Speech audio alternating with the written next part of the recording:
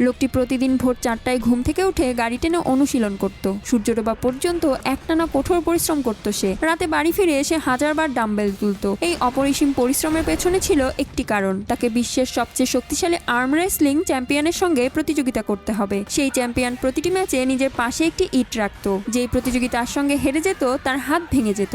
যখন চ্যাম্পিয়ন শুনল এই লোকটিও প্রতিযোগিতায় অংশ নিচ্ছে, তখন সে গোপনে নিষিদ্ধ ড্রাগ নেওয়া শুরু করে। অন্যদিকে লোকটির প্রতিদিনের কঠোর পরিশ্রম সফলতা দিতে শুরু করে। এখন সে এক হাতে গাড়ি টানতেও সক্ষম ছিল। অবশেষে এলো প্রতিযোগিতার দিন। প্রথম ম্যাচে সে হেরে যায়, কিন্তু রেফারি জানায় প্রতিপক্ষ ফাউল করেছে। আবার ম্যাচ হয়। এবার লোকটি নিজের শক্তির জোরে জয়লাভ করে, যদিও তার হাত একটু ব্যথা পায়। এরপর তার পরবর্তী প্রতিপক্ষ ছিল একজন আমেরিকান, যে আরো বেশি শক্তিশালী। লোকটি ভাবলো এবার আর শক্তি বাঁচিয়ে রেখে লাভ নেই। সে শুরু থেকেই নিজের সর্বোচ্চ শক্তি ঢেলে দেয়। সে আবার জিতে যায়। তবে ম্যাচ শেষে সে নিজের হাতে ওষুধ লাগায়। তার ম্যানেজার তাকে বলে, এখন থেমে যাও, এটা ঝুঁকিপূর্ণ। কিন্তু লোকটি মানে না, কারণ এটি ছিল তার